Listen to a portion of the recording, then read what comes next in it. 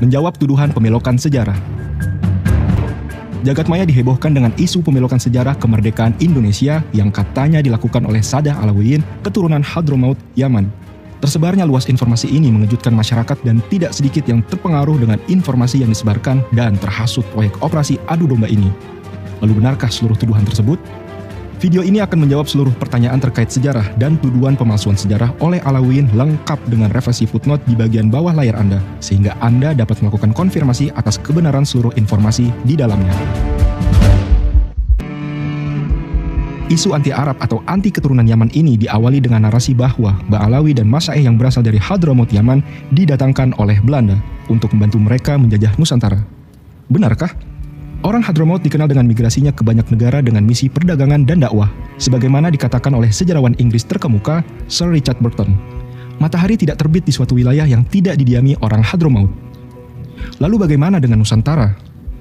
Pertama, kalangan Ba'alawi atau orang-orang Yaman hadir di Nusantara bukan karena didatangkan oleh pemerintah kolonial Belanda. Sejarawan Inggris lainnya, R.B. Sargent, memperkirakan bahwa Ba'alawi telah tiba di wilayah tersebut, Nusantara, beberapa waktu sebelum Belanda dan secara bertahap mengendalikan perdagangan pesisir Hindia Belanda. Orang-orang Belanda dan orang-orang Eropa pada umumnya tidak menyukai orang-orang Arab. Van Vleuten, Direktur Dalam Negeri Hindia Belanda, dalam suratnya tanggal 24 April 1886 menulis, orang Eropa di Hindia Belanda semua benci kepada orang Arab. Kebencian ini sama saja dengan kebencian orang Eropa terhadap kaum Yahudi. Orang Arab yang tinggal di Nusantara tidak mendapat simpati dari orang Eropa, malah dia menjadi objek kebencian dan permusuhan. Semua pegawai termasuk para asisten residen dan kontrolir tetap lebih suka membicarakan persoalan pajak dengan 50 orang Cina daripada mengaturnya dengan satu orang Arab saja. Vandenberg, yang melakukan penelitian tentang orang-orang Hadramaut di Hindia Belanda pada akhir abad ke-19, menulis dalam salah satu suratnya kepada Gubernur Jenderal Hindia Belanda bahwa banyak orang Eropa takut berlebih-lebihan terhadap semua orang yang memakai serban atau yang melaksanakan dengan taat ibadah agamanya. Rasa takut ini sering dipupuk oleh tulisan kuasi ilmiah dalam surat kabar dan majalah populer oleh para keturunan Arab. Snoeck-Horgorne menambahkan, sehingga Belanda berusaha memperketat dan membatasi ruang gerak mereka. Dalam pemberitaan Snoeck-Horgorne, ia mengatakan, seandainya undang-undang kita tidak membatasi ruang gerak orang Hadramaut itu, migrasi mereka ke Hindia pasti lebih banyak daripada sekarang.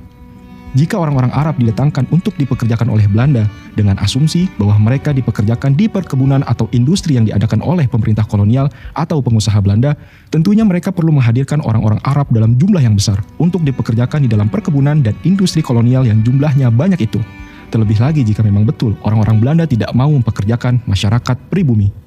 Masalahnya, hal semacam ini tidak disebutkan di sumber-sumber sejarah yang ada dan tidak pernah didiskusikan pula oleh para akademisi. Hendaknya mereka yang membuat klaim semacam ini menghadirkan bukti dan menunjukkan sumber-sumber yang terpercaya tentang hal ini.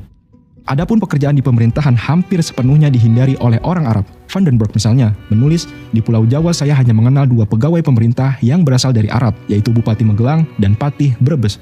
Keluarga Bupati Cianjur meskipun berasal dari Arab sudah menjadi orang Jawa sehingga tidak mempunyai perasaan seperti orang Arab pada umumnya. Raffles menyebutkan dalam The History of Java bahwa di antara orang Arab banyak pedagang tetapi mayoritas adalah ulama. Lalu apakah kita hendak mengatakan bahwa seluruh pegawai pemerintah kaum pribumi sebagai antek Belanda?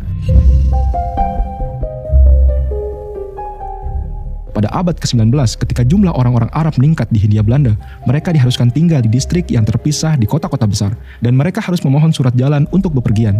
Kebijakan ini dikenal sebagai Weekendstelsel dan Passenstelsel. Mereka biasanya tidak diizinkan atau dipersulit untuk pergi ke kawasan pedesaan yang menjadi pemukiman utama masyarakat pribumi. Mereka tidak menghendaki masyarakat Arab bercampur dengan masyarakat pribumi.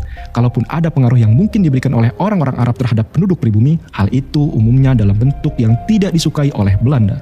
Karena itulah pada tahun 1904, Snoeck-Horgorne menulis, hendaknya jangan dikira bahwa pembatasan pusat perdagangan dan beberapa kota dengan kampung yang khusus dapat menghalangi segala keburukan. Justru di tempat-tempat itulah ditemukan orang pribumi biasa yang lebih terpelajar berasal dari segala daerah. Dan dari situlah pengaruh Arab lebih berbisa pada kalangan luas daripada keadaan lain. Andaikan belum ada orang Arab yang bermukim di Nusantara ini, maka menjadi kewajiban pemerintah untuk menolak mereka.